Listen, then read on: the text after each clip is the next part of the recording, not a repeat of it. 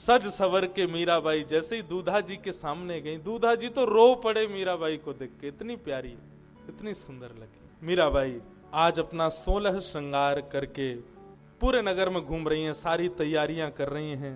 और एक संत आए हुए थे मेड़ता में, उन्होंने मीराबाई से कहा कि शाम को जन्माष्टमी से पहले कीर्तन होगा, मीरा तुम आकर के कीर्तन में कुछ गाना। अब मीराबाई तो मन में सोचने लगी कि मुझे तो आज अपने गिरधर के पास रहना है क्योंकि आज वो आएंगे, लेकिन संत आज्ञा हो गई तो काटू कैसे। तो मीराबाई गई, पहले तो 4 भुजानाथ जी के सामने एक पद गाया। पद सुनकर के सब लोगों ने कहा मीरा एक और पद सुना दो, बहुत सुंदर लगा। मीराबाई ने 2 पद गाए और 2 पद सुना करके मीराबाई ने आज्ञा ली, अब मुझे आज्ञा दो, मैं अपने श्याम कुंज में अपने ठाकुर जी का उत्सव मनाऊं। अर्धरात्रि अभी हुई नहीं है, जन्माष्टमी प्रारंभ हुई नहीं, अर्धरात्रि का समय था। उससे पहले मीराबाई आज्ञा लेकर के श्याम कुंज में आ गई और श्याम कुंज में अपने गिरधर के सामने आकर के बैठ गए। सामने बैठकर के मीराबाई ने हाथ में वीणा तो ले रखी थी, हाथ में सुंदर झंकार स्वरों की करती जा रही थी। करते करते करते करते इतने में ही शंखनाद होने लगे, ढोल बजने लगे, नगाड़े बजने लगे। अर्धरात्रि का समय हो गया, जन्माष्टमी प्रारंभ हो गई। बोलो कृष्ण कन्हैया लाल की जय, बाल कृष्ण लाल की जय, 4 भुजानाथ की जय, प्यारे गिरधर लाल की जय। इस प्रकार जय जयकार जब आकाश मंडल में होने लगा, पूरा मेड़ता उत्सव मनाने लगा। इतने में ही बंधुओं मानो सूर्य चंद्र एक साथ, मीराबाई के नेत्र बंद हो गए, एक साथ सूर्य चंद्र आकाश में प्रकट हो गए हों। एक अद्भुत प्रकाश जैसा मीराबाई के सामने प्रकट हो गया। मीराबाई ने देखा पीली पीतांबरी पहने हैं, श्याम वर्ण के अंग हैं, मधुर मुस्कान है, कटाक्ष नेत्र हैं, सुंदर मुकुट धारण किया हुआ है, अपनी पलकों को बार बार खोल रहे हैं, बंद कर रहे हैं। इतने सुंदर श्याम सुंदर मीराबाई के सामने खड़े हैं और मानो मीराबाई के कान में आके कह रहे हैं तू कहा सोच रही कि मैं ना आऊंगो, देख तेरे पास आ गया हूं, मैं सदा तेरे संग ही रहूं, तू ऐसा विचार मत करे कर कि मैं तो सो दूर हूं। और ऐसा कहकर के मीराबाई को ठाकुर जी ने अपने चित्त से लगा लिया, हृदय से लगा लिया। मीराबाई तो उसी भाव सागर में डूब गई, आनंदित हो गई। पूरा मेड़ता उत्सव मना रहा था जन्माष्टमी का, लेकिन श्याम कुंज में एक मूर्छा अवस्था में पड़ी है मीराबाई। सखियां जाकर के कीर्तन सुनाने लगी। मीराबाई ने पहले ही कहा था कि जब भी मुझे अचेतना हो तो मुझे पानी डाल करके, वैद्य बुला करके ये सब मत किया करो, मुझे कीर्तन सुनाया करो। सब सखियां बैठ करके वहां गाने लगी। गायन सुनते सुनते सुनते सुनते प्रातः काल का समय हो गया। जैसे ही नेत्र खुले मीराबाई के, मीराबाई अत्यंत प्रसन्न, रात की वो स्मृति बार बार घूम रही है मीराबाई के चित्त में। मीराबाई ने दर्शन किया ठाकुर जी का, आज उसी चेतना में बैठी है। आज एक संत वृंदावन को जाने के लिए तैयार हुए, दूधा जी के पास, मीराबाई के पास आकर के उन्होंने कहा अब हमें आज्ञा दो, बहुत दिन मेड़ता में रहे, बहुत आनंद आया, अब हमको वृंदावन जाने की अनुमति दो। वृंदावन का नाम सुनते ही मीराबाई तो पीछे पीछे चलने लगी। बोले भगवान आप वृंदावन जा रहे हो? बोले हाँ। मुझे भी ले चलो ना साथ में, मेरा यहाँ मन नहीं लगता, मुझे भी वहां ले चलो। संत बोले काश में ले चलता, लेकिन इतने बड़े राजघराने की तुम कन्या मेरे संग कौन भेजा, मैं फकीर आदमी, मैं संत आदमी। मीराबाई बोली मैं क्या करूं, मेरा बहुत मन करता है वृंदावन जाने का। संत बोले कोई बात नहीं, तुम एक काम करो, तुम अपना कोई पत्र मुझे दे दो, मैं पत्र तुम्हारा ले जाता हूँ, श्याम सुंदर को दे दूंगा। पत्र का नाम सुनते ही मीराबाई तुरंत अपने कक्ष में पहुंच गई और सुंदर पत्र लिख रही हैं ठाकुर जी के लिए। लेकिन लिखती जा रही हैं, बार बार फाड़ती जा रही हैं, लिखती जा रही हैं, फाड़ती जा रही हैं। किसी सखी ने आके पूछा आप पत्र क्यों नहीं लिख रही हो, बार बार इतने सारे पन्ने आपने फाड़ दिए। मीराबाई कहती हैं पतिया में कैसे लिखूं, लिखी ही न जाए, पतिया में कैसे लिखूं, लिखी ही न जाए। क्यों नहीं लिख पाती आप? बोले कलम धरत मेरो कर कांपत है, कलम धरत। मीराबाई कहती हैं जब पत्र लिखने के लिए मैं अपना हाथ आगे करती हूँ, मेरे हाथ इतने कांपते हैं, इतने कांपते हैं, इतने कांपते हैं कि जो शब्द लिखना चाहती हूँ वो शब्द का अनर्थ हो जाता है। कलम धरत मेरो कर कांपत है, कलम धरत मेरो कर कांपत है। नैन रहे झराए, नैन रहे झराए, पतिया में कैसे लिखूं, लिखे ही न जाए, पतिया में कैसे लिखूं। मीराबाई कहती हैं कलम धरत मेरो कर कांपत है। जब मैं लिखने बैठती हूँ तो हाथ कांपते हैं, और जैसे तैसे करके मैं लिख भी देती हूँ। इतने आंसू गिरते हैं, इतने आंसू गिरते हैं कि जितना लिखा सब बह जाता है। मैं कैसे लिखूं, क्या करूं, पतियां मैं कैसे लिखूं, लिखी ही न जाए। लेकिन फिर मीराबाई ने एक पत्र लिखा। मीराबाई ठाकुर जी को लिख करके एक संत के माध्यम से भिजवा रही हैं वृंदावन। कब हूँ मिले पिया मोरा गोविंद, कब हो मिले पिया मोरा, कब हो मिले पिया मोरा गोविंद, कब हो मिले पिया मोरा। लिख रही है मीराबाई कब मिलोगे गोविंद मुझसे, वो शुभ घड़ी कब आएगी जब आप सदा के लिए मुझे अपने संग ले जाओगे, मेरे हो जाओगे। पत्र लिख कर के मानो ठाकुर जी से मीराबाई पूछ रही हैं कि कब आओगे नाथ, कब स्वीकार करोगे मुझको। चरण कमल को एक टक देखूं, चरण कमल को एक टक देखूं, चरण कमल को एक टक देखूं, चरण कमल को एक टक देखूं। हाँ राखूं नैना मेरा, ओ राखूं नैना मेरा, गोविंद कब हो मिले पिया मोरा, कब हो मिले पिया मोरा, गोविंद कब हो मिले पिया मोरा, कब हो मिले पिया मोरा, गोविंद कब हो मिले पिया मोरा। ओ निर्भण को मोहे चाव घणे, ओ निर्भण को मोहे चाव घणे, कब देखूं मुख तोरा, गोविंद कब देखूं मुख तोरा, गोविंद कब हो मिले पिया मोरा, कब हो मिले पिया मोरा, गोविंद कब हो मिले। वृंदावन बिहारी लाल की।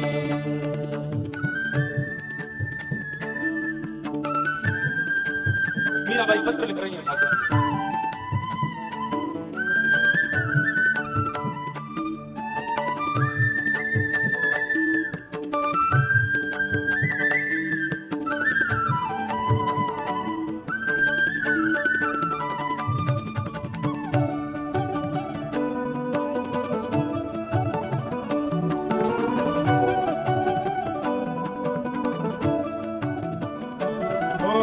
व्याकुल प्राण धरत नहीं धीरज, व्याकुल प्राण धरत नहीं। हे श्याम सुंदर, मैं कैसे बताऊं कि मैंने अपने प्राणों को कैसे रोक रखा है।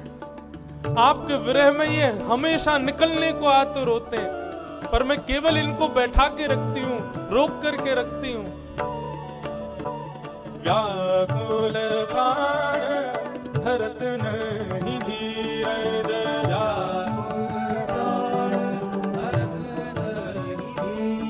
हो मिल तू मीत सवेरा, हो मिल तू मीत सवेरा, गोविंद कब मिले पिया, हो कब मिले पिया, हो मिले पिया, हो मीरा के प्रभु गिरधर नागर, मीरा के प्रभु गिरधर नागर, हो ताप तपन बहु घोरा, गोविंद ताप तपन बहु घोरा, गोविंद कब मिले पिया, कब मिले पिया, गोविंद कब मिले पिया, पिया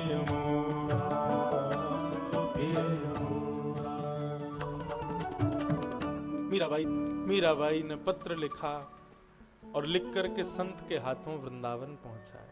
एक दिन बंधुओं मीराबाई के हृदय में आया कि हमारे भी गुरु होने चाहिए।